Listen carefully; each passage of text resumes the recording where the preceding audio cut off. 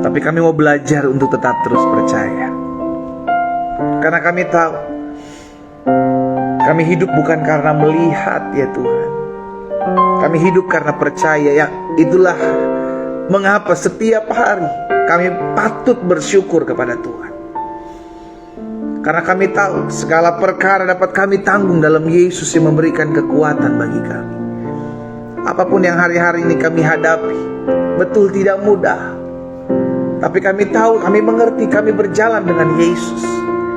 Selama kami mengerti, selama kami menyadari, selama kami mengetahui kami berjalan bersama dengan Tuhan Yesus, maka apapun yang kami hadapi, kami percaya kami akan kuat. Karena kami tahu Yesus tidak pernah meninggalkan setiap kami. Tangan Tuhan yang kuat yang memampukan kami untuk tetap terus berdiri tegak di tengah-tengah badai. Pagi hari ini ya Bapak, di minggu pertama, di awal hari ini, kami bersyukur. Kami datang kepada Tuhan karena kami tahu Tuhanlah sumber kekuatan kami. Tuhanlah sumber pengharapan kami. Sekalipun yang kami lihat tidak ada dasar untuk percaya, tapi kami mau belajar untuk mengandalkan Tuhan. Karena kami tahu sampai hari ini dan sampai selama-lama Yesus kami pembuat mujizat. Dalam kehidupan kami mau tetap terus katakan bahwa tidak ada satu pintu pun yang tidak bisa dibukakan oleh Kristus. Setiap pintu yang tertutup sanggup Tuhan bukakan. Setiap jalan yang buntu sanggup Tuhan bukakan. Sehingga sampai hari ini kami mau tetap terus berkata, Yesus kami dahsyat, Yesus kami hebat. Apapun yang kami hadapi, kami mau tetap percaya. Pagi hari ini sebelum kami beraktivitas ya Allah, kami ada di altar Tuhan, kami ada diam di hadirat Tuhan. Kami perlu firman, kami perlu pewahyuan. Tuhan Yesus tuntun kami, arahkan kami dalam jalan-jalan, sehingga pagi hari kami mengalami perjumpaan dengan Tuhan Yesus. Kami buka hati kami untuk firman. Di dalam nama Tuhan Yesus Kristus kami berdoa. Sama-sama kita katakan amin. Haleluya. Bapak Ibu Saudara dikasih dalam Tuhan, kita sampai hari ini kita percaya bahwa kita masih akan lihat mujizat. Amin.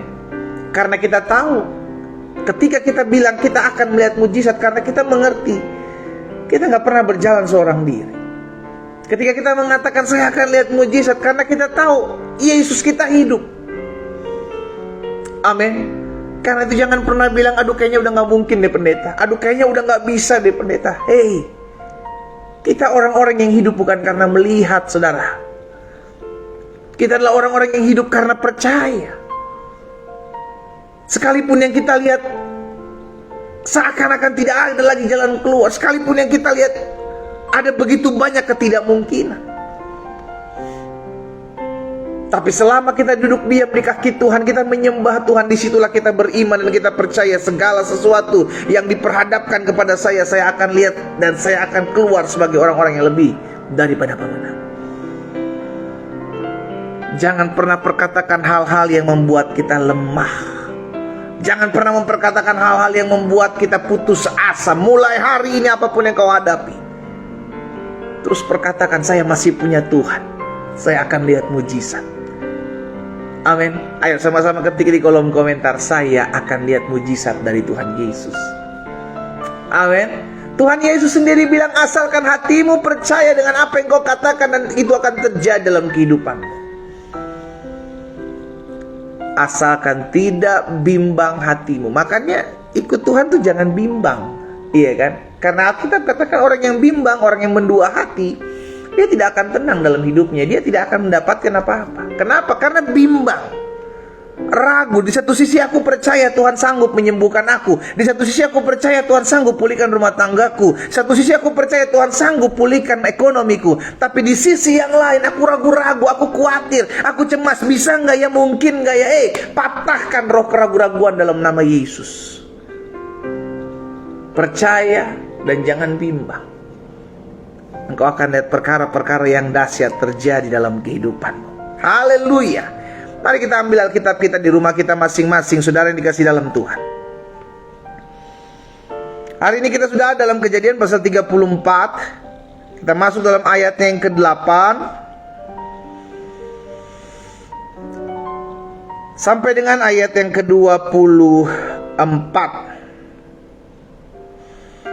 Kemarin kita sudah baca di ayat yang pertama sampai dengan ayat yang ke-7, ya kan, di mana saudara-saudara Dina itu sakit hati, anak-anaknya Yakub sakit hati karena saudari kekasihnya diperkosa gitu kan, dilakukan hal yang tidak semena-mena. Nah, apa yang terjadi selanjutnya saudara dikasih dalam Tuhan di dalam Kejadian pasal 34 ayat 8 sampai dengan ayat 24. Ayat 8. Berbicaralah Hemor kepada mereka itu, hati Sikem anakku mengingini anakmu. Secara baik-baik akhirnya orang tua Sikem datang untuk meminta Dina kepada Yakub dan keluarga besarnya. Kiranya kamu memberikan dia kepadanya menjadi istrinya, dan biarlah kita mengambil. Berikanlah gadis-gadis kamu kepada kami dan ambillah gadis-gadis kami. Tinggallah pada kami, negeri ini terbuka untuk kamu. Tinggallah di sini, jalanilah negeri ini dengan bebas dan menetaplah di sini. Lalu Sikem berkata kepada ayah anak itu dan kepada kakak-kakaknya, biarlah kiranya aku mendapat kasihmu.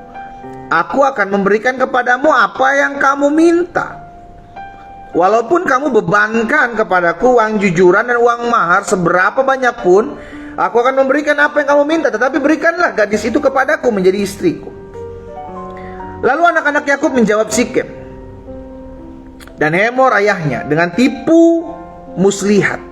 Iya kan, lihat saudara dikasih dalam Tuhan, anak-anak Yakub, saudara-saudaranya Dina, meresponi Hemor dan Sikem ini dengan apa? Dengan tipu muslihat. Karena Sikem telah mencemari Dina adik mereka itu. Maka saudara-saudaranya berkatalah mereka kepada dua orang ini, kami tidak dapat berbuat demikian, memberikan adik kami kepada seorang laki-laki yang tidak bersunat, sebab hal itu aib bagi kami. Hanyalah dengan syarat ini kami dapat menyetujui permintaanmu, bahwa kamu harus sama seperti kami, yaitu setiap laki-laki di antara kamu harus disunat. Barulah kami akan memberikan gadis-gadis kami kepada kamu dan mengambil gadis-gadis kamu, maka kami akan tinggal padamu dan kita akan menjadi apa? Satu bangsa. Tetapi jika kamu tidak mendengarkan perkataan kami dan kamu tidak disunat, maka kami akan mengambil kembali anak itu lalu pergi. Lalu Hemor dan Sikem anak Hemor menyetujui usul mereka. Motivasinya, tujuan daripada saudara-saudara Dina atau anak-anak Yakub adalah bukan cuma sekedar sunat, tapi ada motivasi yang tidak baik di balik semuanya itu. Ada sikap hati yang tidak baik, karena dasarnya memang udah apa? Dendam. Dasarnya memang sudah apa? Benci, ya kan? Beberapa hari yang lalu kita sudah belajar tentang bagaimana sikap kita dalam meresponi setiap pergumulan, dalam meresponi setiap masalah. Ayat 19. Dan orang muda itu tidak bertangguh melakukannya, sebab ia suka kepada anak Yakub. Lagi pula ia seorang yang dihormati di antara seluruh kaum keluarganya. Pergilah Hemor dan Sikem anaknya itu ke pintu gerbang kota mereka, dan mereka berbicara kepada penduduk kota itu, orang-orang itu mau hidup damai dengan kita. Biarlah mereka tinggal di negeri ini dan menjalaninya dengan bebas. Bukankah negeri ini cukup luas untuk mereka? Maka kita dapat mengambil gadis-gadis mereka menjadi istri kita, dan kita dapat memberikan gadis-gadis kita kepada mereka. Namun hanya dengan syarat ini, orang-orang itu setuju tinggal bersama-sama dengan kita, sehingga kita menjadi satu bangsa, yaitu setiap laki-laki di antara kita harus disunat seperti mereka bersunat. Ternak mereka, harta benda mereka, dan segala hewan mereka, bukankah semuanya itu akan menjadi milik kita? Ternyata sudah dikasih dalam Tuhan, Hemor dan Sikem juga punya motivasi yang tidak baik. Mereka akan mengambil apa? Ayat 23, ternak mereka, harta benda mereka, dan segala hewan mereka. Bukankah semuanya itu akan menjadi milik kita? Jadi bukan cuma Dina yang diambil, tapi merencanakan sesuatu yang lebih jahat sudah dikasih dalam Tuhan. Lihat, kita baca dulu selanjutnya ya. Ayat 24. Maka usul Hemor dan Sikem anaknya itu didengarkan oleh semua orang yang datang berkumpul di situ, di pintu gerbang kota. Lalu disunat setiap laki-laki, yakni setiap orang dewasa di kota itu. Jadi baik dari pihak anak-anaknya Yakub maupun dari pihak Hemor dan Sikem sama-sama memiliki motivasi yang tidak baik. Di sisi lain, saudara-saudaranya Dina, saudara-saudaranya laki-lakinya Dina, ya kan, anak-anaknya Yakub ini memiliki motivasi, ayo kita suruh mereka sunat, setelah mereka sunat kita sikat mereka. Tapi motivasinya apa? Hajar. Motivasinya apa? Basmi. Dengan tujuan yang diselubungi apa, saudara? Bahwa mereka harus hidup sama seperti kami. Disunat supaya kita bisa jadi satu bangsa. Tapi di sisi lain Hemor dan Sikem juga oke, kita akan lakukan. Ternyata bukan hanya Dina. Itu sebabnya Hemor dan Sikem bilang sama seluruh rakyatnya bahwa ternak mereka, ayat 23, ternak mereka, harta benda mereka, dan segala hewan mereka, semuanya itu akan jadi milik kita. Tujuannya apa? Merampas. Jadi mereka berdua, dua kubu ini memiliki motivasi yang nggak benar, gitu saudara. Nah, ini yang saya mau bagikan buat setiap kita hari ini. Dalam hidup kita harus memiliki motivasi yang benar. Apa tujuan kita beribadah? Apa motivasi kita dalam kita beribadah? Ya, supaya saya diberkati ya pendeta ya. Ya, supaya saya dipulihkanlah hidupnya. Ya, supaya toko saya untunglah. Ya, supaya utang-utang saya bisa dilunaskan gitu pendeta. Saudara dikasih dalam Tuhan, kita beribadah. Tuhan lihat hati kita. Kalau hati kita bilang, saya beribadah karena saya memiliki motivasi yang tidak benar, Tuhan kebaca sama Tuhan. Tuhan melihat hati. Apa sikap hati kita ketika kita datang kepada Tuhan? Apakah dengan hati yang haus, hati yang lapar kita cari Tuhan? Atau kita sedang butuh sesuatu? Ini yang berulang-ulang saya sampaikan. Jangan jadikan Tuhan sebagai ban serep, yang ketika kita perlu, ketika kita butuh, baru kita datang sama Tuhan. Kita beribadah kepada Tuhan karena kita bersyukur. Tuhan sudah selamatkan hidup saya. Tuhan sudah pulihkan hidup saya. Dengan apakah saya dapat membalas segala apa yang Tuhan perbuat dalam hidup saya, selain saya memberikan hidup saya kepada Tuhan? Dengan cara mengabdikan hidup saya, beribadah. Nanti pemulihan, keberkatan itu bonus. Sama-sama bilang sama saya, bonus. Makanya Tuhan Yesus mengajarkan, carilah terlebih dahulu apa? Berkatnya, kesembuhannya, mujizatnya. No, carilah kerajaan Allah terlebih dahulu. Carilah kerajaan Allah serta kebenarannya terlebih dahulu, maka semuanya akan ditambahkan. Apa semuanya? Ya, yang kau perlukan. Itu sebabnya tujuan kita apa? Cari Tuhan. Nanti berkat yang akan ikut. Jangan motivasi kita salah. Kita kejar bonusnya. Nah, banyak anak-anak Tuhan kejar bonusnya, sehingga tidak sedikit nantinya yang akan jadi kecewa ketika bonusnya tidak didapat. Bonus kesembuhan yang gak didapat, bonus mujizat yang gak dilihat, bonus pemulihan rumah tangganya gak dilihat.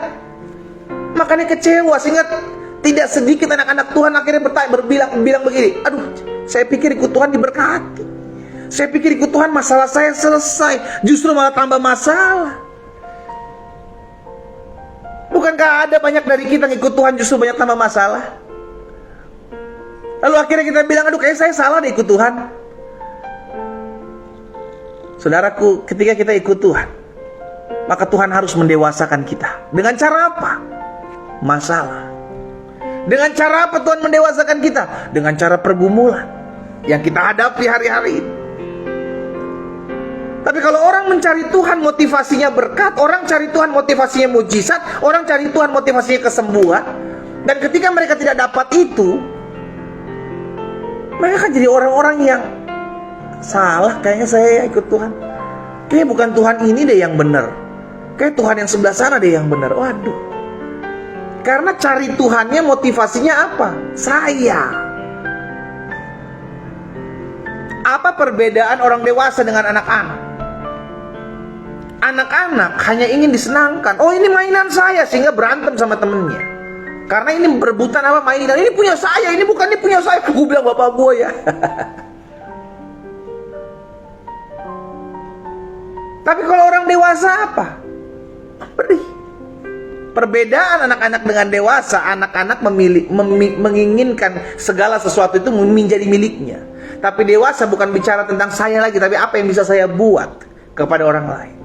Makanya orang yang menikah hanya bisa orang yang dewasa, yang tidak mementingkan dirinya sendiri, tidak meninggikan keegoannya. Itu sebabnya motivasi kita dalam kita beribadah, motivasi kita dalam kita mencari Tuhan juga harus benar. Saya beribadah bukan untuk dapat sesuatu, tapi untuk memberikan sesuatu. Itulah kekristenan yang dewasa, bukan lagi menuntut apa yang saya dapat dalam ibadah. Saya dapat apa kalau saya ibadah? Saya dapat apa kalau saya pujian penyembahan kepada Tuhan? Ini kan ekspresi kita ketika kita bersyukur. Bonusnya Tuhan pelihara hidup saudara, bonusnya Tuhan memberkati hidup saudara, bonusnya Tuhan menyembuhkan sakit penyakit saudara. Bonusnya itu yang jangan dikejar. Nanti bonus itu yang ngejar saudara. Nah, apa motivasi kita dalam hidup ini? Dalam kita beribadah, dalam kita berumah tangga. Ada orang yang berumah tangga motivasinya pengen bahagia. Ketika diperhadapkan dengan ketidakbahagiaan, dibentuk dengan suaminya, dibentur dengan istrinya, maka dia bilang, salah, gue kayaknya pilih pasangan hidup.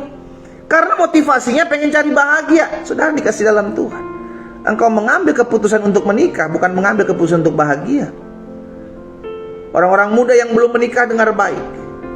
Jangan pernah bermimpi dengan menikah engkau akan bahagia. Karena kebahagiaan adalah sebuah keputusan.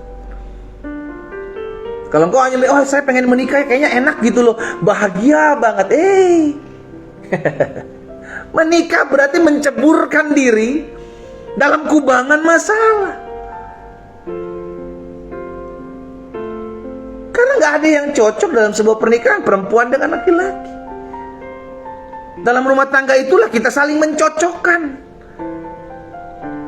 saling merendahkan diri satu dengan yang lain, saling mendulukan satu dengan yang lain.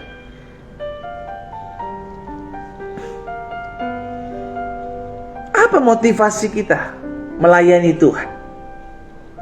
Ya, supaya saya dilihat orang pendeta, ya supaya saya. Saudara dikasih dalam Tuhan, sama.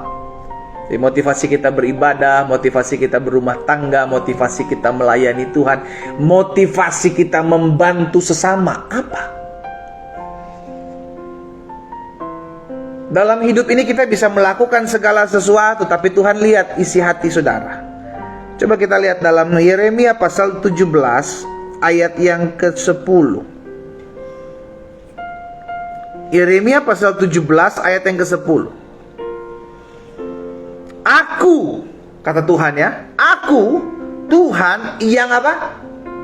Menyelidiki hati, yang menguji batin, untuk memberi balasan kepada setiap orang setimpal dengan apa? Tingkah langkahnya, setimpal dengan hasil perbuatannya. Aku Tuhan yang menyelidiki hati, yang menguji batin.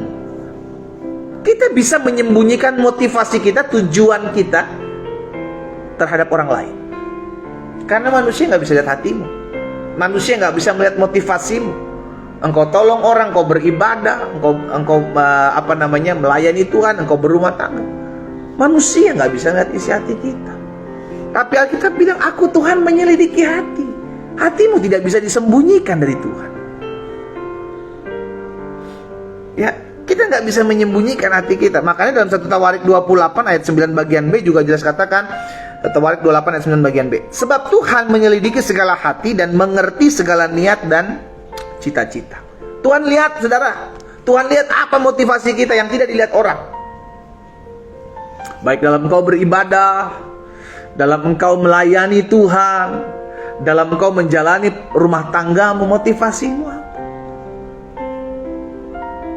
Dalam engkau membantu orang, menolong sesama, motivasimu apa? Iya. Nah, hati-hati sekali dengan motivasi. Sesuatu yang dibalik apa yang tidak dilihat oleh orang, tapi dilihat oleh Tuhan. Ada 2 hal yang saya mau bagikan pagi hari ini. Bagaimana kita memiliki motivasi yang benar.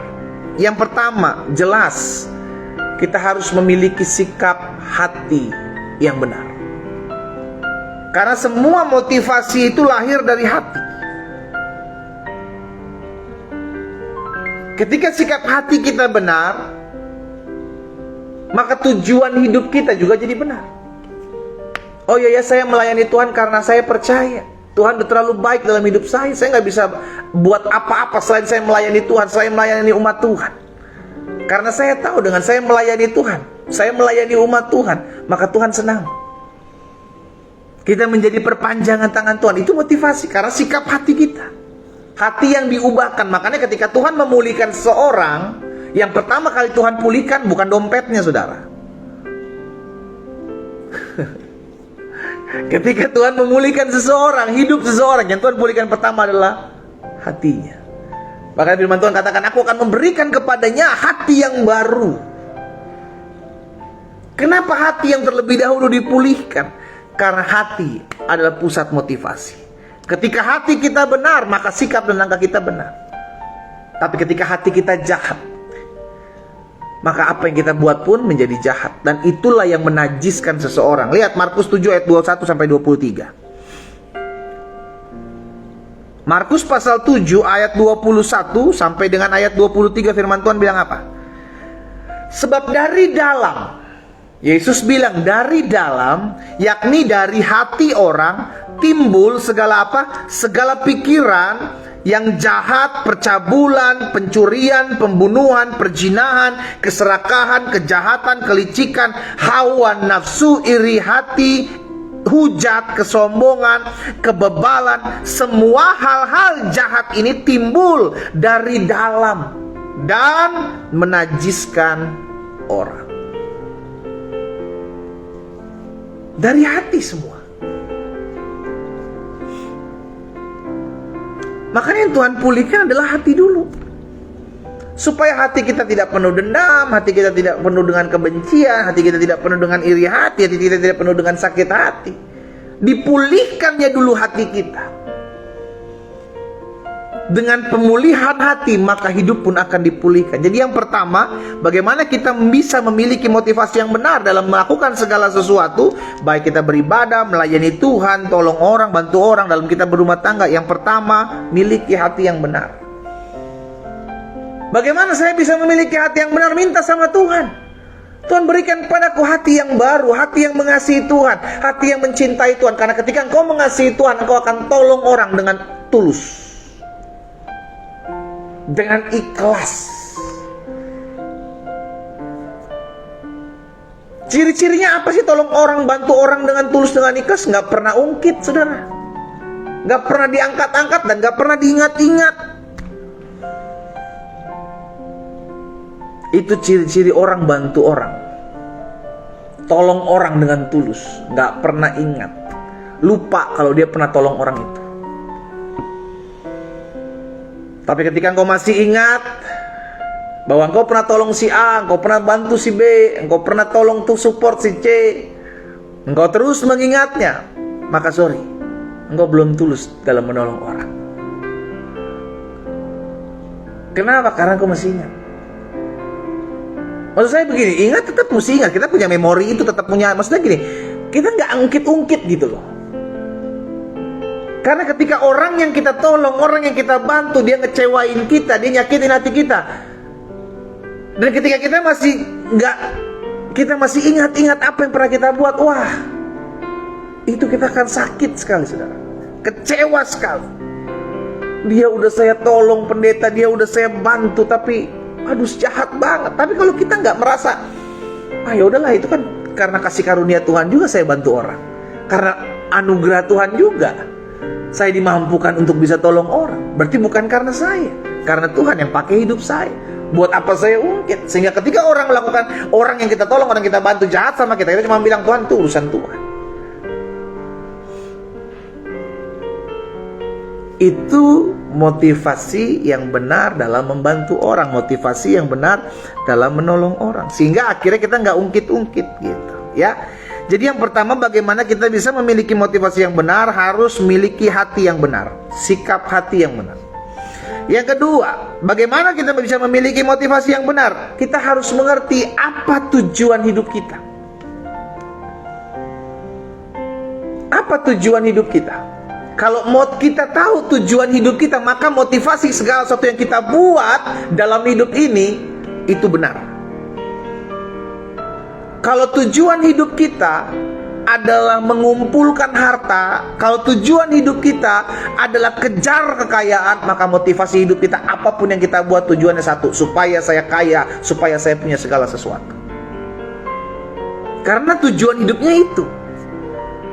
Makanya selalu saya bilang begini, kita harus ngerti apa sih tujuan hidup saya. Saudara tahu nggak apa tujuan hidup saudara? Halo? Ayo coba ketik di kolom komentar, apa tujuan hidup kita? Apa tujuan hidup kita? Karena penggerak itu, tujuan hidup itu akan menggerakkan hidup kita untuk kita melakukan segala sesuatu.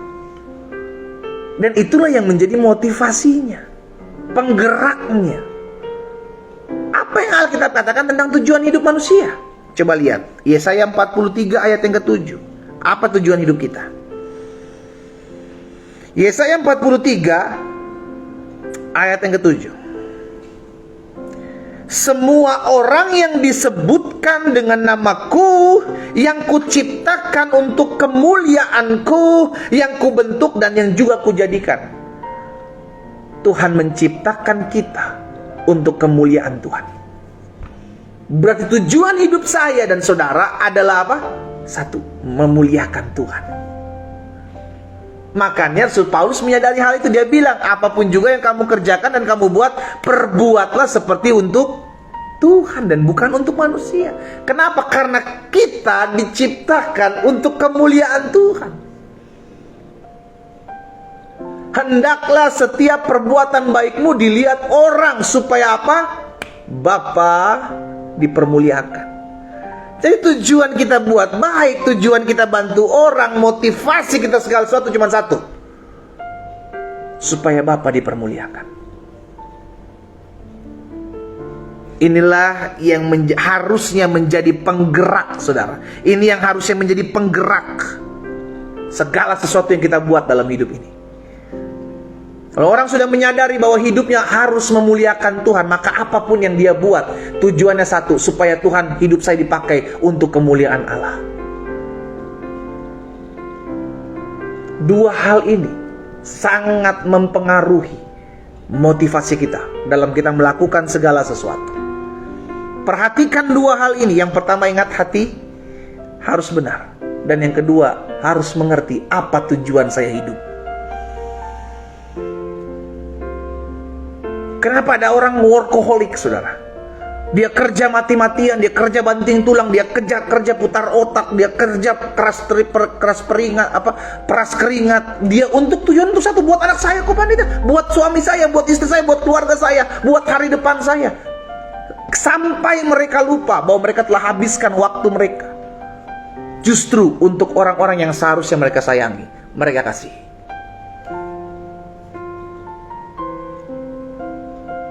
Dan namanya waktu tidak bisa diputar kembali. Lalu begitu saja, lewat begitu saja. Karena motivasinya, tujuan hidupnya apa? Kejar. Apa yang dikejar? Hadirat Tuhan? Bukan. tapi apa yang memuaskan saya, apa yang menyenangkan saya. Bukan lagi apa yang memuaskan Tuhan, apa yang menyenangkan Tuhan. Siapapun kita, apapun latar belakang kita, engkau diciptakan untuk kemuliaan Tuhan. Kenapa Tuhan selamatkan hidup kita? Tujuan satu, untuk mengembalikan arah tujuan hidup kita, untuk mengerti apa tujuan saya dibentuk, diciptakan. Dua hal ini saya bagikan sebagai motivasi kehidupan kita. Tujuan hidup kita apa?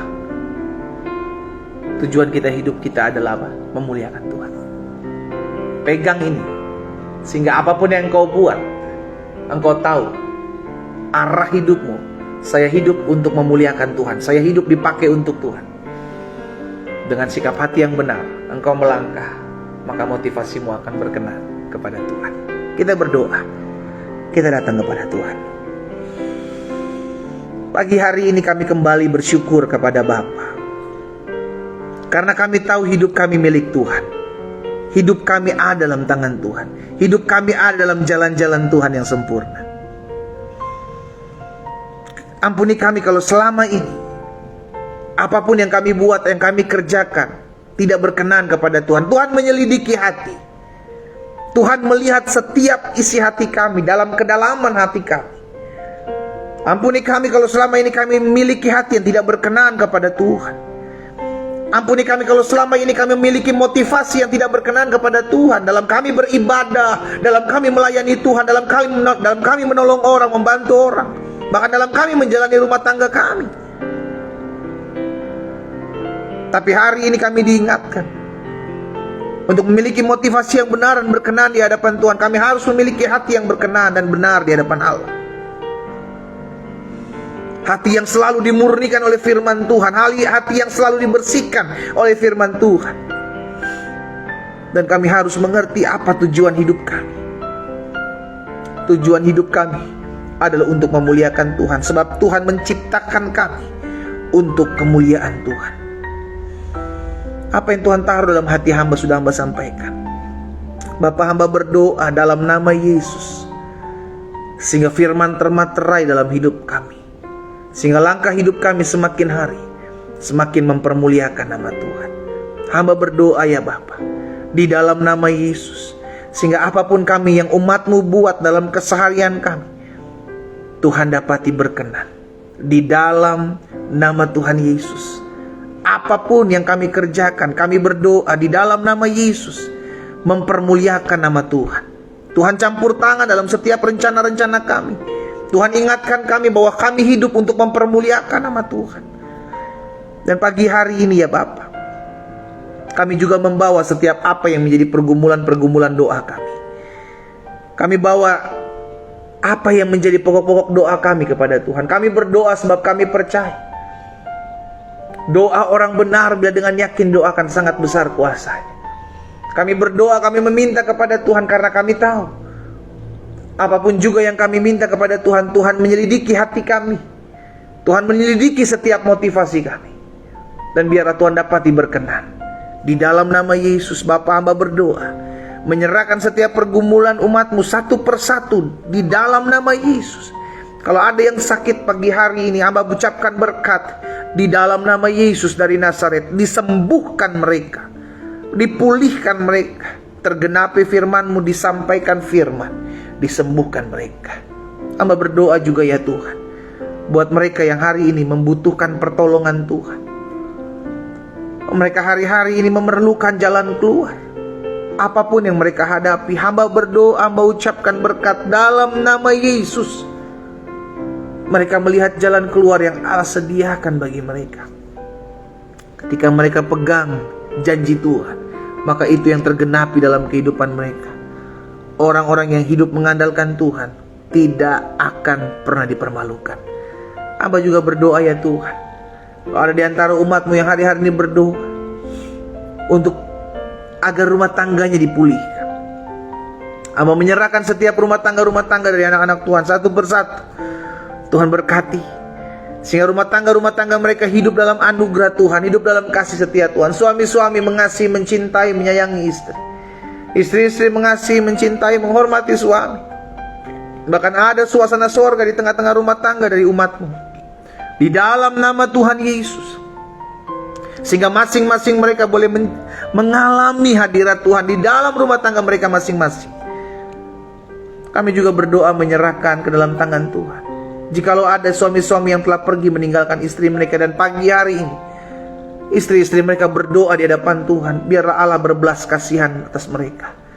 Demikian pula sebaliknya, kalau ada suami-suami yang pagi hari ini berdoa agar rumah tangga dipulihkan, ada istri-istri yang telah pergi meninggalkan rumah tangga mereka, kami berdoa sepakat dalam nama Yesus. Dalam nama Yesus, Tuhan jamah hati setiap mereka yang telah meninggalkan rumah tangga mereka masing-masing. Dimanapun mereka berada, Tuhan sanggup membawa mereka pulang dalam pasangan mereka yang sah, agar diketuk hati mereka di dalam nama Yesus. Terima kasih Bapa yang baik. Pagi hari ini hamba serahkan ke dalam tangan Tuhan setiap pergumulan, doa-doa dari umat Tuhan yang berkenaan dengan ekonomi mereka. Ada di antara mereka yang harus melunaskan setiap utang piutang mereka. Bapa, hamba berdoa di dalam nama Yesus, biarlah Tuhan campur tangan. Tuhan buka jalan untuk mereka melihat pertolongan Tuhan, untuk mereka lihat campur tangan Tuhan dinyatakan dalam hidup mereka. Hamba berdoa dalam nama Yesus, Tuhan tolong berkati usaha mereka Bapa, berkati pekerjaan mereka, berkati setiap pendidikan mereka. Hamba bawa ke dalam tangan Tuhan, biar mereka sungguh boleh melihat anugerah Tuhan, keberkatan, kasih setia Tuhan ada dalam langkah hidup mereka. Pagi hari ini juga hamba berdoa menyerahkan ke dalam tangan Tuhan. Kalau ada di antara mereka yang pagi hari ini berdoa untuk mendapatkan pekerjaan, sedang mencari pekerjaan, Tuhan Yesus tolong Allah yang membukakan jalan bagi mereka, sehingga mereka sungguh boleh melihat campur tangan Tuhan ada, dipertemukan dengan perusahaan-perusahaan yang maju, perusahaan-perusahaan yang baik. Mereka yang berdoa buat anak-anak mereka, mereka yang berdoa buat suami mereka, mereka yang berdoa buat saudara-saudara mereka untuk mendapatkan pekerjaan, di dalam nama Yesus Tuhan campur tangan. Terima kasih Bapa. Hamba juga berdoa buat orang-orang muda yang pagi hari bergabung dalam doa pagi. Biar Tuhan tambah-tambahkan kesetiaan mereka di masa muda mereka untuk mengabdi kepada Tuhan, berbakti, beribadah. Karena kami tahu orang muda yang setia kepada Tuhan, maka Tuhan yang membukakan setiap jalan-jalan yang ada, mengarahkan masa muda mereka untuk melihat anugerah dan kasih setia Tuhan. Mereka yang berdoa hari-hari untuk mendapatkan pasangan hidup, hamba juga berdoa dalam nama Yesus. Dalam nama Yesus, Tuhan yang pertemukan mereka dengan pasangan hidup yang takut akan Tuhan, pasangan hidup yang mengasihi Tuhan, pasangan hidup yang Tuhan arahkan untuk berjumpa dengan mereka. Di dalam nama Yesus. Terima kasih Bapa. Hamba menyerahkan setiap mereka ke dalam tangan Tuhan. Studi orang-orang muda diberkati Tuhan, pekerjaan mereka diberkati Tuhan, bisnis usaha mereka diberkati Tuhan. Pada akhirnya pagi hari ini juga kami berdoa bersatu hati, menyerahkan ke dalam tangan Tuhan setiap jiwa-jiwa yang masih jauh dari Tuhan. Mereka yang hari-hari ini sudah pergi meninggalkan Yesus. Mungkin mereka adalah orang-orang yang kami kenal, saudara-saudara, kerabat, keluarga kami, atau mereka yang belum mengenal Yesus. Dari tempat ini kami bersatu hati ya Allah, kami memohonkan belas kasihan Tuhan. Biar setiap jiwa-jiwa yang masih jauh dari keluarga kami dijamah Tuhan, dilawat Tuhan, diketuk hati mereka oleh Tuhan, sehingga mereka kembali mengalami kasih mula-mula, mencintai Tuhan Yesus, dan mengalami pemulihan di dalam nama Yesus. Terima kasih Bapa. Pagi hari ini juga kami berdoa menyerahkan ke dalam tangan Tuhan. Kalau ada di antara rumah tangga mereka yang pagi hari ini berdoa bersatu hati, memiliki kerinduan untuk mendapatkan keturunan-keturunan ilahi, Bapa, dari tempat ini kami bersatu hati, kami doa di dalam nama Yesus, dibukakan kandungan mereka dalam nama Yesus, sehingga kepada mereka dipercayakan kasih karunia Allah. Terima kasih Tuhan Yesus. Kami berdoa, kami berkata-kata karena kami percaya bagi Tuhan tidak ada perkara yang mustahil. Itu sebabnya kami bersatu hati, kami ucapkan berkat di dalam nama Yesus. Terima kasih ya Bapa. Kami juga berdoa ya Tuhan, menyerahkan ke dalam tangan Tuhan hari-hari hidup kami. Kami bawa dalam altar kudus Tuhan, sehingga hidup kami terus mempermuliakan nama Tuhan. Berkat-Mu ada atas kota kami di mana kami tinggal. Kota kami diberkati Tuhan. Kota kami aman, kota kami damai, dijauhkan dalam nama Yesus dari segala kerusuhan, dari segala niat rancangan orang jahat, dari segala bencana alam atas kota kami dalam nama Yesus. Kota kami dalam perlindungan Tuhan. Kota kami diberkati Tuhan. Bahkan bangsa kami Indonesia kami serahkan ke dalam tangan Tuhan. Kami terus berdoa buat perekonomian Indonesia diberkati Tuhan Yesus. Perekonomian Indonesia bangkit, maju, diberkati Tuhan di dalam nama Yesus.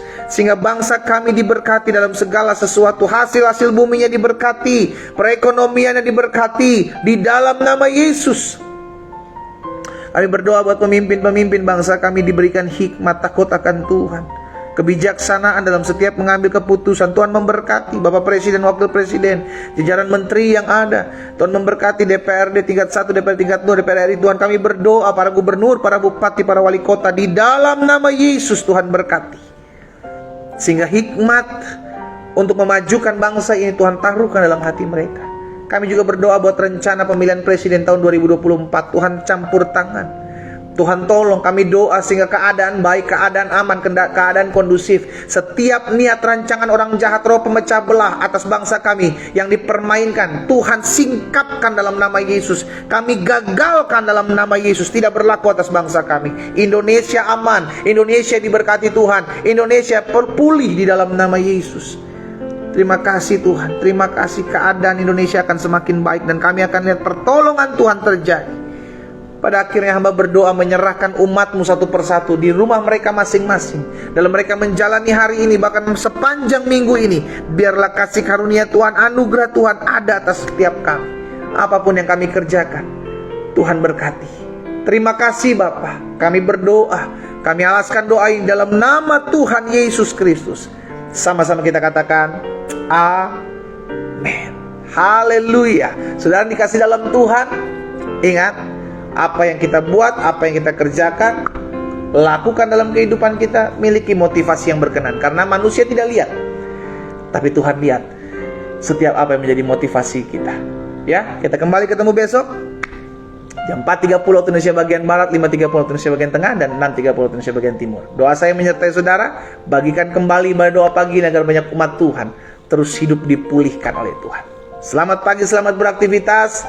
Tuhan Yesus memberkati. Shalom.